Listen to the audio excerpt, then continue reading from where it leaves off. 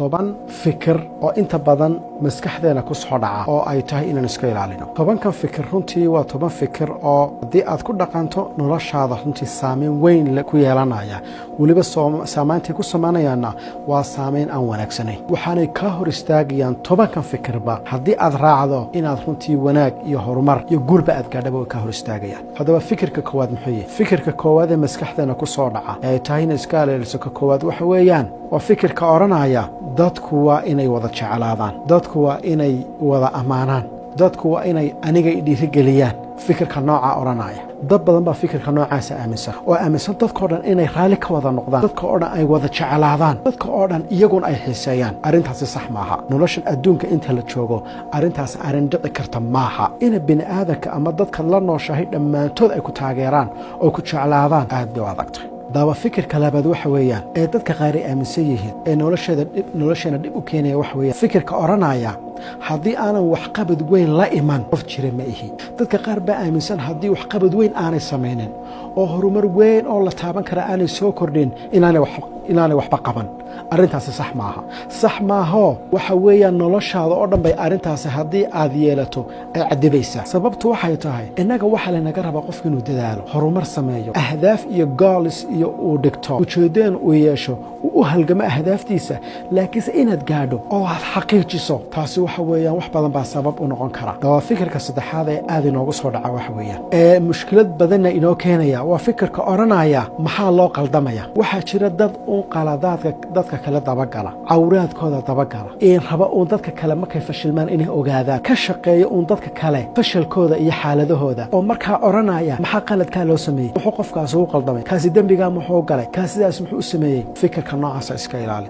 ha noqon qof dadka uun ku foogan oo dadka uun eegaya waxa ay samaynaya qaladaadkay samaynayaan. ha noqonin. waxaad noqotaa qof naftiisa eega qaladaadkeeda. adigu qaladaadkaaga eeg. qof kasta qalad wuu leeyahay. waxaad adigu qalad u arkayso anigu uma arkaayo, hebel kalena uma arkaayo. marka qaladkaaga iyo wax fikirkaad aad u aaminsan tahay ha igu qasmin mar kasta. haddii qalad jiro oo ay sax tahay xaq waxaad u leedahay qofka inaad u sheegto u naseexayso, xaq baad u leedahay.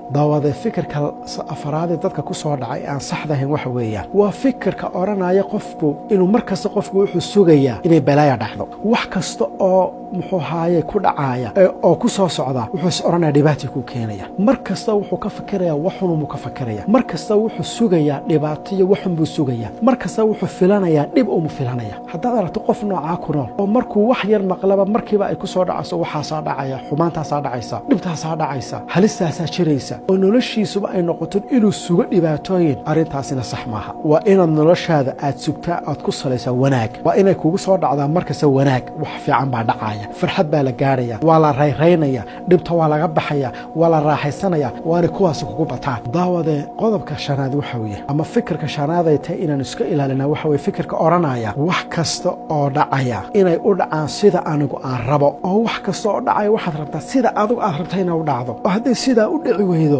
markaba walbahaar iyo warwar badgelaysa iyo qaylo. arrintaasina sax maaha. qofku hadduu yidhaahdo wax kastoo la qabanayo iyo wax kasta oo socdaa sida anigu aan rabon ha u dhacaan, oo haddii wax la qabanayo waxqabadku sidayda waa anu aan raban ka fikiraya ha u dhaco, in siyaasadda dalka qaabka loo hogaaminaya sida anu aan rabon ha noqoto, sida wax kastoo loo qabanaya ha noqoto sida anigu aan rabo. taasi nolosha haddii aad sida ay kugu noqoto dee dhibaataad ku noolaanaysaa. sababto noloshaba sidaa looma samaynin. maalina sida aad rabtay noqonaysaa, maalina sida anigu aan rabay noqonaysaa, maalina sida cid kale ay rabtay noqonaysaa. markaa nolosha iska noocaasa maalin bayna si ay ahaato. daawada fikirka toddobaadee khatarta isnaguna waxa weeyaan fikirka odhanaya waa inaan ka baxsadaa fashilka aan ku jiro ama mashaakilka igu dhacay, waa inaan ka baxsadaa oon indhaha ka laabtaa. daawada haddii mashaakilka ku haysta aad indhaha ka laabato oo xaqiiqada aad waajihi weydo oo xalka aad raadin weydo weligaa sidaasaad ku noolaanaysa. ha noqon markaa qof runtii mashaakilka ka baxsada isagoo mashaakilkii ku dhex jira oo bartanka u fadhiya ayuu muxuu iska dhagayaa mushkilad baynaana dhicin. mushkiladaasi way ku weynaanaysaa dhow waxa imanaysa waqti aan waxba ka qaban karin. marka waxaa lagu leeyahay oo fikirkan uu ku odhanayaa